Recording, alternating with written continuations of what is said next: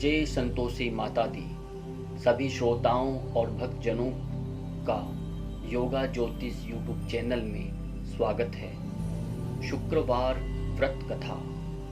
पौराणिक मान्यता के अनुसार एक बुढ़िया थी जिसके 7 बेटे थे। 7 भाइयों में से एक बहुत ही निकम्मा था तो बाकी बहुत ही काबिल व मेहनती थे। इसलिए बुढ़िया हमेशा निकम्मे बेटे को बाकी 6 भाइयों का जूठा खिलाती थी। एक दिन निकम्मे बेटे की पत्नी ने कहा कि तुम्हारी माँ तुम्हारे साथ बहुत भेदभाव करती है, पर उसे यकीन नहीं हुआ। एक दिन सच जानने के लिए सिर दर्द का बहाना कर वह रसोई में ही चादर ओढ़कर लेट गया। माता हमेशा की तरह जब 6 भाइयों को खाना खिला चुकी तो 7वें के लिए सबकी जूठन से खाना परोस 7वें बेटे को उठाने लगी। माता के इस कृत्य को देखकर उसने भोजन नहीं किया और घर छोड़कर परदेश चला गया। जब वह जाने को तैयार हुआ तो पत्नी का ख्याल आया जो पशुओं के बाड़े में गोबर के उपले बना रही थी। उसने अपने जाने के बारे में बताते हुए कहा, हम जावे परदेस आवेंगे कुछ काल, तुम रहियो संतोष से धर्म अपनो पाल। वहीं पत्नी ने भी इसी लहजे से जवाब देते हुए कहा, जाओ पिया आनंद से हमारी सोच हटाए, राम भरोसे हम रहें ईश्वर तुम्हें सहाय। 2 निशानी आपने देख धरू से धीर, शुद्धि मति हमारी विसारियो रखियो मन गंभीर। पत्नी ने निशानी मांगी तब पति ने कहा कि मेरे पास तो तुम्हें देने के लिए कुछ भी नहीं है, सिर्फ ये अंगूठी है, यही रख लो। साथ ही उसने पत्नी से भी निशानी मांगी तो उसने कहा कि मेरे पास तो कुछ भी नहीं है, ये गोबर से सने हाथ, उनकी छाप ही साथ ले जाओ। अब पीठ पर पत्नी के हाथों से बनी गोबर की छाप लिए वह चल पड़ा। परदेश में पहुंच गया। अपनी हालत का जिक्र एक सेठ से किया और नौकरी मांगी। सेठ ने भी रख लिया। बात पैसों की हुई तो सेठ ने कहा, जैसा काम वैसा दाम। अब वक्त आदमी को होशियार बना ही देता है। धीरे धीरे वह कामकाज में माहिर हो गया। सेठ के बाकी नौकर चाकर भी उसकी होशियारी के मुरीद होने लगे। साथ उससे कई लोग चलने भी लगे। सेठ ने भी भांप लिया कि बंदा काम का है। धीरे धीरे सेठ ने उसे अपना बही खाता संभालने का जिम्मा दे दिया और उसकी ईमानदारी से खुश होकर एक समय बाद सेठ ने उसे मुनाफे का हिस्सेदार बना लिया। उधर उसकी पत्नी बहुत ही दुर्दशा हो रखी थी। उसकी सास जेठानियों ने उसका जीना हराम कर रखा था।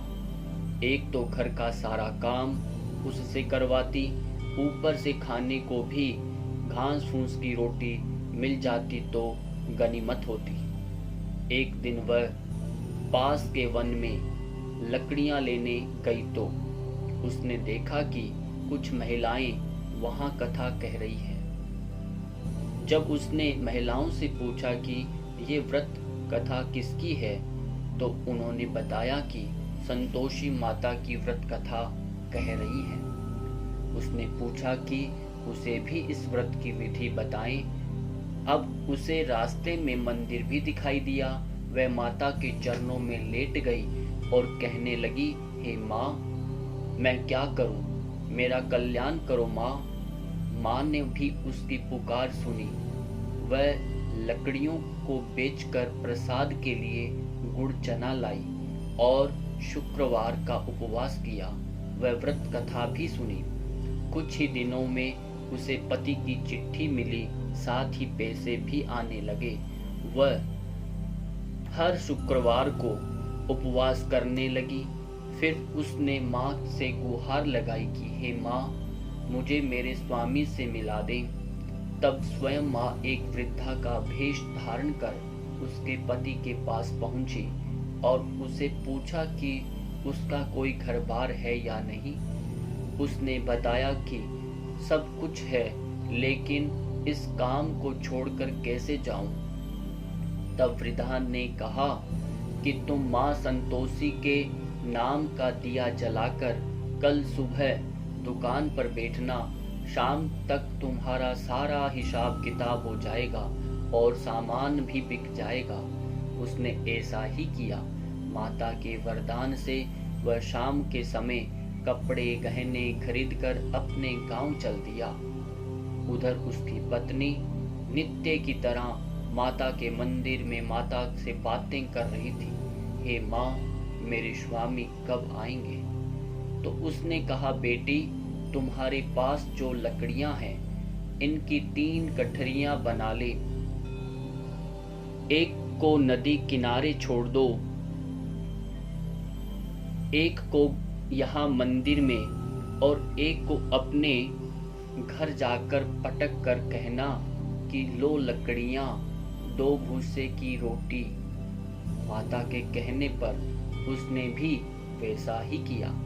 उधर से जब उसका पति लौट रहा था तो नदी पार करते हुए ही सूखी लकड़ियां दिखाई थी। सफर से थकान हो गई थी और भूख भी लग आई थी। उसने आग जलाई और भोजन का प्रबंध किया और खा पी कर घर की ओर रवाना हुआ। जब वह घर पहुंचा तो उसने सुना कि उसकी पत्नी ने लकड़ियों का गट्ठर आंगन में पटक कर कहा कि लो सासू जी, लकड़ियां का गट्ठर लो और भूसे की रोटी दो। पति ने स्वर सुना तो वह बाहर आया। अपनी पत्नी की हालत देखकर उसे बहुत दुख हुआ। अपनी माँ से पूछा कि इसकी ऐसी हालत क्यों की। माँ ने कहा कि काम धाम कुछ करती नहीं, गांव भर में भटकती रहती है, पर वह अपने साथ हुए अन्याय को भी भूला नहीं था। उसने दूसरे घर की चाबी मांगी और अलग रहने लगा। अब तो माँ संतोषी की कृपा से उसके दिन बहुर आए। फिर वह शुक्रवार भी आया जिसमें माता का उद्यापन करना था। पूरी तैयारी कर ली गई। उसने अपनी जेठानी के बच्चों को बुलाया, लेकिन जेठानी ने अपने बच्चों को पूरी तरह सीख देकर भेजा कि भोजन के समय खटाई मांगना। अब बच्चे भोजन के बाद खट्टी चीज के लिए जिद करने लगे तो उसने मना करते हुए कहा, माता का प्रसाद और पैसे बच्चों को दे दिए। उन्हीं पैसों से बच्चों ने खट्टी चीज खरीद ली और उसे खा लिया। इस प्रकार व्रत का उद्यापन पूरा नहीं हो पाया और मां संतोषी रुष्ट हो गई। बहू के पति को राजा के सैनिक पकड़कर ले गए। जेठ जेठानी फिर से ताने मारने लगे। लोगों को लूट लूट कर धन इकट्ठा कर लिया। अब जेल में सड़ेगा तो पता चलेगा। बहू से ये सब सहन नहीं हुआ और माँ के चरणों में जा पहुंची और कहने लगी, माँ, मुझे और मेरे पति को किस बात की सजा दे रही हो? माता कहने लगी, बेटी, तूने उद्यापन पूरा नहीं किया, इस वजह से तुम्हें ये सब सहन करना पड़ रहा है। अब दोबारा उद्यापन करो और इस बार कोई गलती मत करना। बहू का पति वापस लौट आया और अगले शुक्रवार को विधि पूर्वक फिर से उद्यापन किया और इस बार कोई भी भूल नहीं की और ब्राह्मण के लड़के को बुलाकर व्रत का उद्यापन किया। इस बार पैसों की जगह फल दिए और उसका उद्यापन पूरा हुआ। माँ संतोषी की कृपा से जल्द ही बहू के एक सुंदर से पुत्र को जन्म दिया और बहू को देखकर पूरे परिवार व संतोषी माता का विधिवत पूजन करना शुरू कर दिया और उनका परिवार सुख से जीवन बिताने लगा। शिक्षा। जो व्यक्ति पूर्ण श्रद्धा, ईमानदारी एवं इच्छा शक्ति से कोई भी कार्य करता है तो उस पर माता संतोषी का सदैव आशीर्वाद बना रहता है। यदि कथा अच्छी लगे तो कमेंट में जय माता दी लिखें और साथियों को जरूर शेयर करें। इसी के साथ सभी भक्तजनों को प्रणाम।